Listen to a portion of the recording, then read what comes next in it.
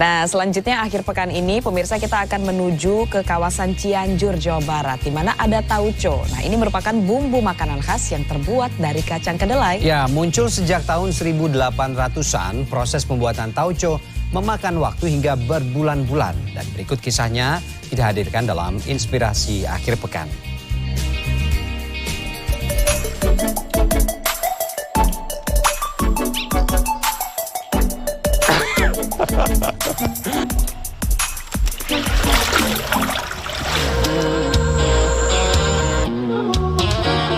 Berkunjung ke Cianjur, Jawa Barat, Anda dengan mudah akan menemukan olahan bumbu fermentasi bernama tauco.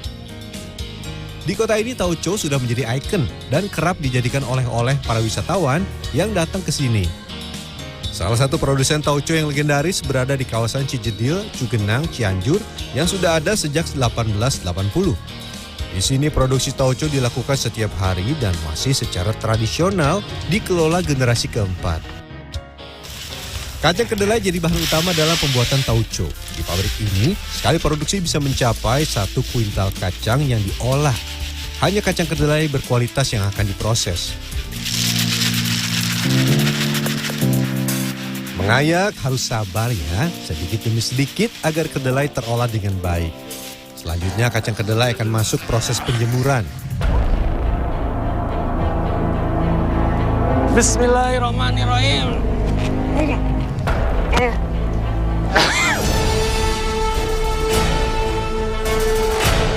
Aduh. Kalau tadi lihat Pak Asep, jalannya cepat banget. Kalau saya ini perlahan seperti ini. Tapi nggak apa-apa, semangat. Pak Asep, Bapak berat banget. Bisa Pak, bisa. Saya pasti bisa Pak. Energi matahari jadi faktor utama agar bisa kering sempurna. Karena itu ratakan dengan alat khusus agar jangan sampai kedelai saling menutup. Setidaknya penjemuran ini memakan waktu beberapa hari. Nah, setelah 1 minggu, barulah nanti si kacang kedelai yang sudah kering itu akan digiling dan kemudian akan berubah bentuknya seperti ini. Jadi akan terbagi 2. Yang selanjutnya kita akan masuk ke proses selanjutnya. Wah, lama juga ya. Setelah digiling, kacang kedelai kemudian dicuci. Proses pencucian dilakukan secara manual di tempat besar berbahan keramik ini. Rendam kacang kedelai sampai tenggelam. Nah, pertama tangan kita harus dipastikan bersih. Masukkan tangan ke dalam gunungan kacang, angkat dan kucek-kucek dengan air seperti ini. Lakukan berulang-ulang. Biasanya proses pencucian memakan waktu 30 menit sampai 1 jam. Saat pencucian adalah sekaligus memisahkan kulit dan daging kacang kedelai. Nah, kulit kacang kedelai ini biasanya akan mengambang dalam air pencucian. Waduh, meskipun sudah dilakukan berkali-kali, tapi lumayan susah juga ya. Setelah dipastikan bersih, rebus kacang kedelai. Proses perebusan dilakukan di kuali besar ini. Sedikit demi sedikit kacang kedelai yang sudah bersih dimasukkan untuk masuk proses perebusan. Nah, ini proses perebusan sedang berlangsung. Jadi kalau di tempat ini pembuatan tauco sekali merebus itu bisa 1 kuintal ya Pak ya? 1 kuintal. Durasinya lama juga, seharian. Jadi setelah itu, setelah dikukus selama seharian baru bisa masuk ke proses selanjutnya. Panas! Setelah dipastikan masuk semua, langsung rebus. Jangan lupa ditutup ya. Tarik, Mang.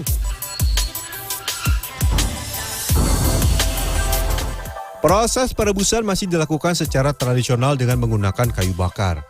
Produsen memilih kayu bakar karena sejumlah alasan. Pertama, karena lebih ekonomis. Kedua, konon resep leluhur ini bisa memberikan aroma berbeda pada olahan kacang kedelai. Proses perebusan berlangsung semalaman. Cek secara berkala ya. Setelah itu kacang dijemur kembali dan disimpan dalam wadah-wadah berbentuk persegi panjang ini atau disebut tampir agar kadar air berkurang. Setelah 1 hari, kedelai diguar atau diaduk agar merata. Wih. Aduh. Harus begitu tekniknya. Tadi saya sempat diajarin sama Pak Ucup, tapi memang agak susah, agak tricky. Jadi biarin aja deh Pak Ucup yang kemudian lakukan. Pak, yang ini belum nih Pak ya? Aduh, ini memang harus dijemur di bawah terik matahari langsung. Jadi memang bisa Anda bayangkan ini sepanas apa sekarang Jadi nggak cuman kacang kedelai aja yang kering, tapi kita juga di sini kering, Pak. Silakan, Pak. Kacang kedelai yang sudah kering kemudian akan dimasukkan ke dalam satu wadah seperti ini untuk difermentasi. Eits, sebelum ke proses selanjutnya, tampir harus dibersihkan dulu satu persatu.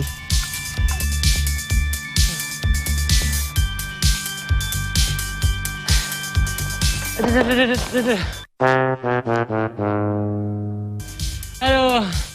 1, 2, 3, 4, 5, 6, 7, 8, 9. Bulat, bulat.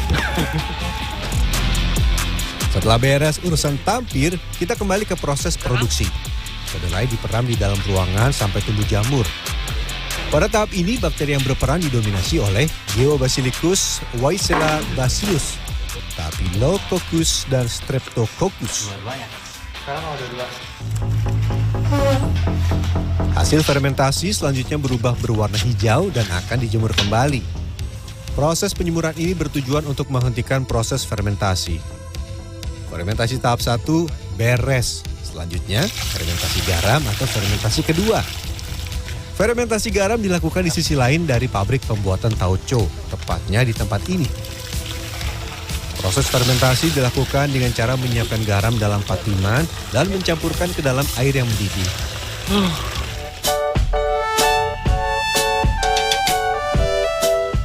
Setiap hari saat cuaca cerah, patiman dibuka serta rendaman kedelainya diaduk. Proses ini bertujuan untuk membuat perputaran oksigen patiman baik. Karena oksigen dibutuhkan bakteri-bakteri baik untuk tumbuh dan memproses kedelai. Nah, efeknya air pada rendaman akan menyusut dan kering. Fermentasi garam selesai. Eits, tapi masih belum jadi. Berikutnya akan masuk ke dalam guci besar untuk fermentasi selanjutnya yang memakan waktu selama 5 bulan. Kenapa lama? Karena tauco akan dikeringkan secara alami dengan sinar matahari. Selain itu, semakin lama tauco juga akan semakin enak. Tauco ini disebut tauco kering.